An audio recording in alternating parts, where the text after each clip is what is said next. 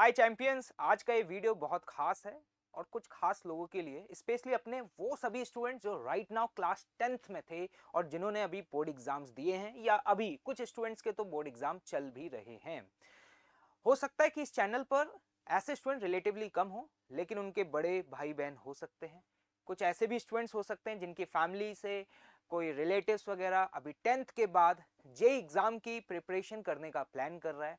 मैं रिकमेंड करूंगा उन सभी को ये वीडियो आप जरूर फॉरवर्ड करिएगा, क्योंकि आज के इस वीडियो में मैं वो सारे चैलेंजेस जो कि एक स्टूडेंट 10th के बाद जब जे एग्जाम की प्रिपरेशन स्टार्ट करता है वो फेस करता है, और ऐसे कौन कौन से पॉइंट्स हैं या फैक्टर्स हैं जिसका उसे जे प्रिपरेशन के दौरान ध्यान रखना चाहिए। क्योंकि दोस्तों मैं आपको बता दूं कि just because of the miss guidance या फिर हम कह सकते हैं लैक ऑफ अवेयरनेस की वजह से जब स्टूडेंट 11th क्लास में जेई जैसे एग्जाम्स की प्रिपरेशन स्टार्ट करते हैं तो मोर देन 50% स्टूडेंट्स ऐसे होते हैं जो मिड ऑफ द जर्नी में, मतलब जस्ट 3 या 4 महीने के अंदर ही एकदम से होपलेस हो जाते हैं और जेई प्रिपरेशन छोड़ देते हैं।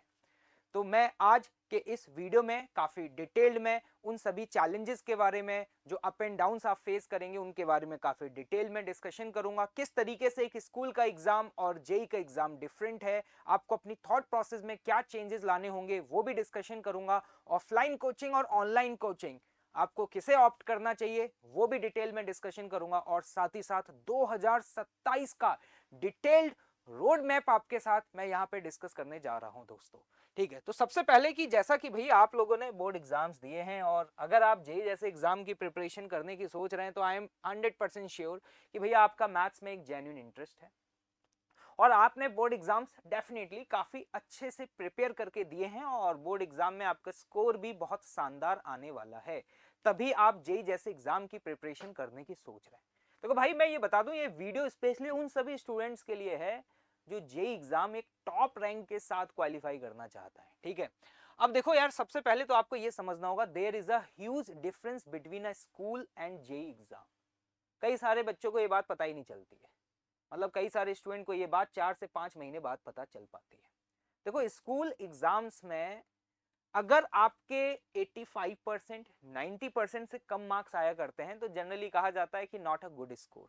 लेकिन मैं आपको बता दूं, अगर मैं जेई एडवांस के एग्जाम की बात करूं तो जेई एडवांस के एग्जाम में अगर आप लोग अबव 50% या 60% स्कोर कर रहे हैं ना, तो this is a decent score. और जनरली जो कट ऑफ जाते हैं वो कट ऑफ्स भी बहुत कम जाते हैं। तो सबसे पहले ये डिफरेंसेस आपको समझना बहुत जरूरी है, क्योंकि अगर ये डिफरेंसेस आपको पता नहीं चले तो एकदम से आपको सदमा लगेगा। क्योंकि मैं ऐसे कई सारे स्टूडेंट से हर साल मिलता हूं जिनके बोर्ड एग्जाम्स में भैया साइंस में 100 आउट ऑफ 100 या 95 मार्क्स आते हैं, और जब यहां पर आकर के पहला क्यूमुलेटिव टेस्ट देते हैं तो पता चलता है कि उनके 20 नंबर भी 100 में से नहीं आ रहे हैं। और एकदम से एकदम सडन ड्रास्टिक जब ये चेंज होता है तो वो इस चेंजेस को एक्सेप्ट नहीं कर पाते और काफी होपलेस फील करते हैं, और उनको लगता है कि कहीं ना कहीं उन्होंने गलत डिसीजन ले लिया। लेकिन मैं आपको बता दूं, it is a part of the journey और ऐसा होता है। अब डिफरेंस क्या है वो समझना। देखो, जब आप बोर्ड एग्जाम्स की प्रिपरेशन कर रहे होते हो तो आपको कोचिंग में जो क्वेश्चंस पढ़ाए जाते हैं, जो कराए जाते हैं, जैसे क्वेश्चंस आपके स्टैंडर्ड बुक्स में दिए होते हैं as it is same questions आपके पूछे जाते हैं। लेकिन जेई एग्जाम में ऐसा नहीं होता। जे एग्जाम में हो सकता है कि आप जब एग्जाम दे रहे हो तो आपको एकदम से नए फ्रेम क्वेश्चंस देखने को मिले। तो यहाँ पे सबसे ज्यादा इंपॉर्टेंट होता है कि जब आप किसी भी कॉन्सेप्ट को पढ़ रहे हैं तो वहां पर आपको कितनी कॉन्सेप्चुअल क्लैरिटी है, आप वहां पे डीप डाइव कर रहे हैं या नहीं कर रहे हैं। आपको कोई भी स्टेटमेंट या कोई भी थ्योरी पढ़ाई गई या उस पर प्रॉब्लम जब आपको सॉल्व कराए गए तो आप अपने आप से सवाल पूछ रहे हैं कि वाई, ऐसा क्यों। जैसे इक्वेशंस ऑफ मोशन की मैं बात करूं, आप सभी को आता होगा, न्यूटन सेकंड लॉ सभी को आता होगा। कल जब क्वेश्चंस आते हैं तो सबसे पहला क्वेश्चन जो अपने आप से पूछना चाहिए कि इस क्वेश्चन में मुझे कैसे पता चलेगा कि यहाँ पे थर्ड इक्वेशन ऑफ मोशन लगेगा या फिर मुझे यहाँ पे न्यूटन सेकंड लॉ का यूज करना है। तो मुद्दा यह है कि यहाँ पर जब आप जेई जैसे एग्जाम की प्रिपरेशन कर रहे होते हैं तो आपको कॉन्सेप्चुअली थ्योरेटिकल पार्ट पर काफी ज्यादा इंफेसाइज करना होता है, एक एक चीज को डीप डाइव करना होता है, हर डेरिवेशन आपके लिए बहुत इंपॉर्टेंट होता है। मतलब आपके लिए हर एक डेरिवेशन को समझना, हर चीज की वैलिडिटी को समझना कि भैया इक्वेशन ऑफ मोशन कब वैलिड है, कब वैलिड नहीं है। अगर इक्वेशन ऑफ मोशन वैलिड नहीं होगी तो फिर किस मैथमेटिकल टूल का हमें यूज करना है। तो ये सारी चीजें, एनालिटिकल स्किल्स को डेवलप करना बहुत ज्यादा जरूरी होता है, जो कि स्कूल लेवल पे मैंने जनरली देखा है उतना ज्यादा नहीं हो पाता। साथ ही साथ यहाँ पे problem solving play a very important role है। स्कूल लेवल पे तो हम सिर्फ थ्योरी पढ़ते रहते हैं most of the time, class notes बनाते रहते हैं, बढ़िया एकदम सजावट करके रंग बिरंगे क्लास नोट्स बनाने पर, असाइनमेंट्स बनाने पर हमारा बहुत ज़्यादा फोकस होता है। लेकिन जेई की प्रिपरेशन के दौरान पर आप एवरीडे कितने नंबर ऑफ क्वेश्चंस को सॉल्व कर रहे हैं, आपको जो वॉट एवर होमवर्क मिला है उसको आप कितना डिवोट होकर के सॉल्व कर रहे हैं। और साथ ही साथ जब नेक्स्ट डे आपकी क्लास में जो डिस्कशन है, डिस्कशन ये तो आपने कभी सुना ही नहीं होगा ना। आपको बता दूं कि जेई प्रिपरेशन में ये सबसे इंपॉर्टेंट रोल प्ले करता है कि जो भी वॉट एवर आपको होमवर्क मिलता है, जब वो नेक्स्ट क्लास में आपका डिस्कस होता है तो उस डिस्कशन को आप कितना केयरफुली सुन रहे हैं। मतलब मेरा मानना ये, if you are targeting a top rank, top 100 rank अगर टारगेट कर रहे हैं तो discussion play a very important role. मतलब मोर देन 70% कॉन्ट्रीब्यूशन डिस्कशन का होता है कि आपने डिस्कशन कितना केयरफुली सुना। डिस्कशन के दौरान बहुत सारे ऑल्टरनेटिव मेथड्स भी आपको बताए जाते हैं, इवन एक ही क्वेश्चन को सॉल्व करने के अलग अलग तरीके क्या हो सकते हैं वो सब बताए जाते हैं। तो मेरा मानना यह है कि दोस्तों, problem solving plus discussion, this play a very important role in your JEE preparation, जो कि स्कूल बोर्ड एग्जाम्स की प्रिपरेशन में कहीं ना कहीं मिसिंग होता है। तो this is a main basic difference. और याद रखिएगा कि यहाँ पर इनिशियल फेज में आपको थोड़े से चैलेंजेस जो फेस होंगे, it is a part of the journey. ऐसा आपके साथ नहीं, सभी के साथ होता है। जब मैंने 2008-9 में जेई जैसे एग्जाम की प्रिपरेशन स्टार्ट करी थी दोस्तों, तो उस समय मुझे भी उसी तरह के चैलेंजेस फेस हुए थे जिस तरह के आपको फेस होंगे। अब कई सारे स्टूडेंट कहते हैं कि सर मुझे लगता है कि मैं तो सेल्फ स्टडी करके ही ना जेई जैसे एग्जाम को क्रैक कर दूंगा। ये आपकी एक गलत फहमी है। हो सकता है कि कुछ स्टूडेंट सेल्फ स्टडी करके जेई जैसे एग्जाम को क्रैक कर गए हों, लेकिन मेरा मानना यह है कि अगर उन्होंने प्रॉपर अच्छे तरीके से कोचिंग ली होती, एक गाइडेड मेंटरशिप के अंदर पढ़ाई की होती, तो डेफिनेटली उनकी रैंक बहुत अच्छी आती। आप AIR 1 से लेकर के टॉप 500 रैंक्स तक आप किसी भी स्टूडेंट को देख लीजिएगा, ईच एंड एवरी स्टूडेंट किसी ना किसी कोचिंग इंस्टीट्यूट में एनरोल होता ही है। इवन कई सारे स्टूडेंट मल्टीपल कोचिंग्स में एनरोल होते हैं, ठीक है, कहीं पे ऑफलाइन भी होते हैं, कहीं ऑनलाइन, कहीं की टेस्ट सीरीज वगैरह भी ज्वाइन करते हैं। मतलब मेरा मानना ये है कि अगर आप sincerely you want to crack a JEE exam, तो भैया आपको कोचिंग डेफिनेटली लेनी ही चाहिए विद एक्सपीरियंस एजुकेटर्स जिन्होंने बहुत सारी टॉप रैंक्स मतलब निकाली है। ठीक है, मतलब ये नहीं है कि हवाबाजी करने से कुछ नहीं होगा। ठीक है, ऐसा नहीं है जैसे बोर्ड एग्जाम्स के लिए आखिरी के 1 महीने में पढ़ लिए, बोर्ड एग्जाम्स अच्छे चले गए और हम सोच रहे हैं कि हम ही स्कूल के टॉपर हैं। दोस्तों, जेई एग्जाम की प्रिपरेशन इस तरीके से नहीं होती। ठीक है, मैं आपको बता दूं कि जेई जैसे एग्जाम की प्रिपरेशन करनी है तो आप ये मान करके चलिए कि नेक्स्ट 2 ईयर तक आपको अपने आप को पूरा कंप्लीटली डिवोट करना होगा। ठीक है, आप अभी तक बर्थडे पार्टीज, वेडिंग फंक्शंस, इधर उधर घूमना, ट्रिप्स पे जाना, इन सबको त्यागना पड़ेगा। मतलब एकदम आपको सभी चीजों से संन्यास लेना पड़ेगा और ये 2 साल की तपस्या होगी, तब जाकर के कहीं आप एक डिसेंट रैंक के साथ जेई जैसा एग्जाम क्रैक कर सकते हैं with a proper guided mentorship. तो आप ये मत सोचिएगा कि घर पे बैठ करके मेरे बड़े भैया के क्लास नोट्स हैं या मेरे पास कुछ स्टैंडर्ड बुक्स हैं, मैं उनसे पढ़ करके क्रैक कर लूंगा। मैं मना नहीं कर रहा, कर सकते हो, लेकिन अगर आप कोचिंग लेंगे तो डेफिनेटली आप एक बहुत शानदार टॉप रैंक तक पहुंच सकते हो। तो मैं आप सभी को रिकमेंड करूंगा कि भैया ये रिस्क तो मत ही लेना कि भैया घर बैठ के सेल्फ स्टडी कर रहे हैं। ठीक है, इसके अलावा भाई मैं यहाँ पे आपको बता रहा हूँ, these are the 5 important pillars in the JEE success. ठीक है, अगर आप इन सभी चीजों को, सबसे पहला इंपॉर्टेंट रोल होता है वो होता है अमेजिंग एजुकेटर्स का। ठीक है, मतलब एक्सपीरियंस एजुकेटर्स होने चाहिए, ऐसे एजुकेटर्स जो काफी लंबे समय से पढ़ा रहे हैं या जिनके पढ़ाए हुए कई सारे स्टूडेंट जेई जैसे एग्जाम्स को क्रैक कर चुके हैं, उन्हें स्टैंडर्ड पता है कि भैया किस तरह के क्वेश्चंस आते हैं, क्या स्टैंडर्ड सिलेबस है जेई का। This play a very important role. Next is comprehensive study material, जो आपका स्टडी मटेरियल है, जो आपके मॉड्यूल्स होते हैं या डीपीपी होती हैं, वो स्टैंडर्ड जो नॉर्म्स हैं जेई के क्या उसके अकॉर्डिंग है या नहीं है। बेसिक टू एडवांस क्या सभी चीजें कवर हो रही हैं, जीरो लेवल से उठाते हुए एक्सरसाइज हर लेवल की हैं, बेसिक लेवल की एक्सरसाइजेस भी हों, एडवांस लेवल की भी हों, पीवाईक्यूज भी हों लास्ट 5 to 10 ईयर्स के। This study material play a very crucial role. साथ ही साथ लेटेस्ट पैटर्न टेस्ट सीरीज भाई, वॉट एवर हम जो भी प्रिपेयर कर रहे हैं, हर 20 से 21 दिन में हमारे मॉक टेस्ट हो रहे हैं, उसमें हमारा रिजल्ट पब्लिश हो रहा है, हमें पता चल रहा है कि ओवरऑल हमारा कैसा परफॉर्मेंस चल रहा है। और ये जो टेस्ट सीरीज है इसमें टेस्ट का जो पैटर्न है वो स्टैंडर्ड पैटर्न वही पैटर्न है जो जेई मेंस और जेई एडवांस के एग्जाम्स में फॉलो होता है। तो डेफिनेटली ये भी वेरी इंपॉर्टेंट रोल प्ले करता है and this play a very important mentorship भाई।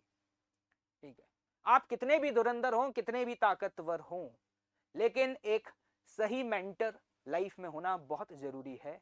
दोस्तों अर्जुना महाभारत में आज अगर आप सभी लोग जानते हैं तो इसलिए जानते हैं क्योंकि उनके साथ कृष्णा जैसा एक मेंटर था। ठीक है, तो आप अपने स्कूल के टॉपर रहे हो, लेकिन अगर आपको एक प्रॉपर मेंटर या एक प्रॉपर गाइडेंस नहीं मिलेगी तो मेरा मानना यह है कि आप अपनी मंजिल तक नहीं पहुंच सकते। और साथ ही साथ revision is always play a very important role. Whatever आपने जो भी पढ़ा भैया उसका रिवीजन करना तो बहुत ही ज्यादा इंपॉर्टेंट होता है।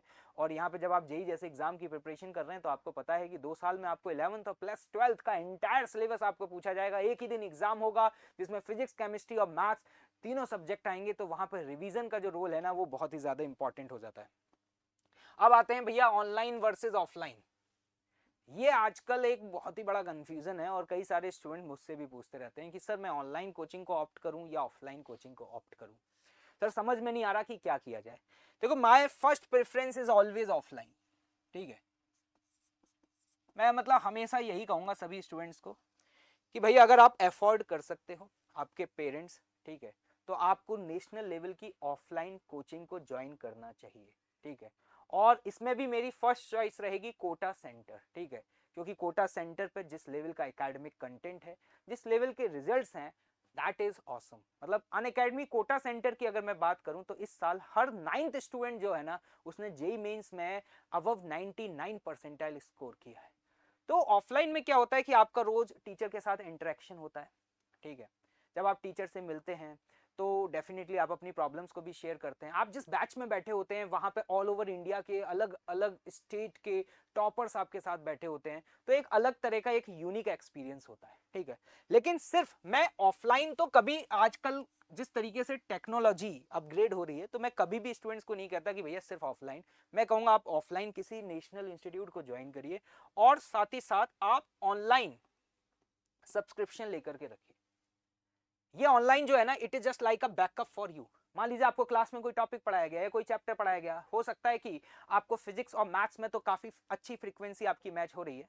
ठीक है, किसी अदर सब्जेक्ट में आपकी फ्रीक्वेंसी मैच नहीं हो पा रही या कोई पर्टिकुलर टॉपिक आपको समझ में नहीं आया, तो उस केस में क्या आपके पास एक बैकअप होना चाहिए। और वो बैकअप कौन प्ले करेगा, यहां पर ये ऑनलाइन आपका वो बैकअप प्ले करेगा। ठीक है, ऑनलाइन जैसे अनअकैडमी का जो ऑनलाइन सब्सक्रिप्शन होता है it is like a library. आप यहाँ पे जाकर के किसी भी एजुकेटर्स के डिटेल्ड लेक्चर्स को एक्सेस कर सकते हैं। दूसरा, रिवीजन के दौरान ना ये ऑनलाइन जो है ना वो बहुत इंपॉर्टेंट रोल प्ले करता है।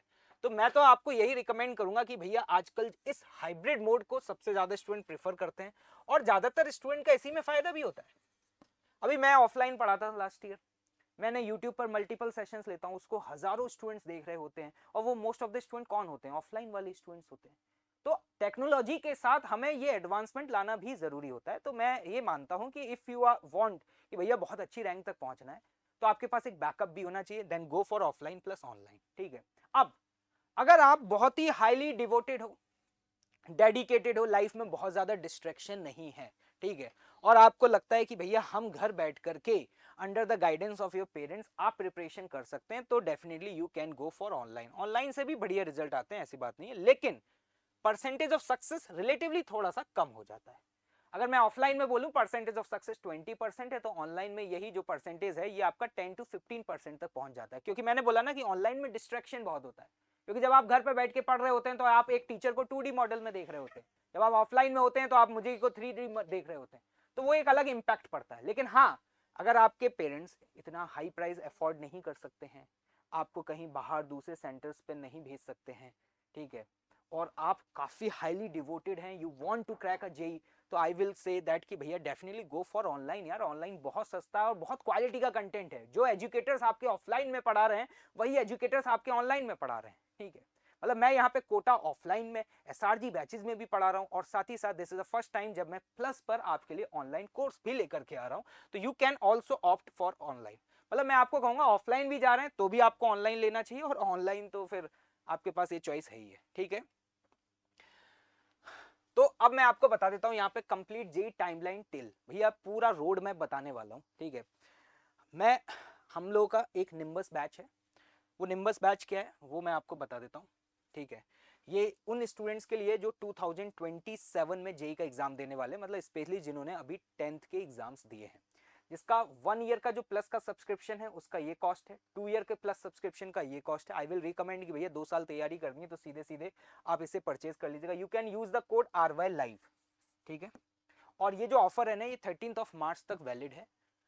आप उन सभी को, आज तक तो क्या था कि मेरे कई सारे लेक्चर्स लोग इधर उधर दूसरे प्लेटफॉर्म से देखा करते थे, रिकॉर्डेड लेक्चर्स देखा करते थे या टेलीग्राम से इधर उधर लेक्चर्स को फॉलो करते थे। This is the first time मैं आपको यहाँ पे अनअकैडमी प्लस पर लाइव पढ़ाने वाला हूँ। कंप्लीट ईयर लॉन्ग प्रोग्राम में पूरा डिटेल्ड में पढ़ाया जाएगा। तो आई विल से दैट कि यू गो फॉर इट, ठीक है। This is a plus subscription. और यहाँ पर दोस्तों आपको एक और चीज बता देता हूँ, आइकॉनिक और प्लस क्या होता है। कई सारे स्टूडेंट जो आप में से हैं उनको डिफरेंस ही नहीं पता होता। देखो ये सारे कुछ कॉमन फीचर्स हैं जो प्लस और आइकॉनिक दोनों को मिलते हैं, ठीक है। लेकिन आइकॉनिक में इसके अलावा कुछ और एडिशनल बेनिफिट है। आइकॉनिक का जो कॉस्ट है वो इसका जस्ट डबल हो जाता है अगर आप अफोर्ड कर सकते हैं, ठीक है। तो मैं आपको कहूंगा कि you should go for iconic. Reason क्या है दोस्तों कि आइकॉनिक में एक तो आपको मेंटरशिप मिलती है, ठीक है। आपको कोई भी एकेडमिक इश्यूज आ रहे हैं या आपको होमवर्क कंप्लीट नहीं कर पा रहे हैं तो आपको वहां पर एक मेंटर असाइन किया जाएगा जो कि आपको गाइड करेगा। साथ ही साथ आपको नोट्स जो भी हैं उनकी आपको हार्ड कॉपीज मिलेंगी, ठीक है। ये सबसे इंपॉर्टेंट है। और इससे भी ज्यादा इंपॉर्टेंट पता है क्या है, ऑल ओवर द इंडिया में अनअकैडमी के मोर देन 50 सिटीज में 75 सेंटर से ज्यादा है।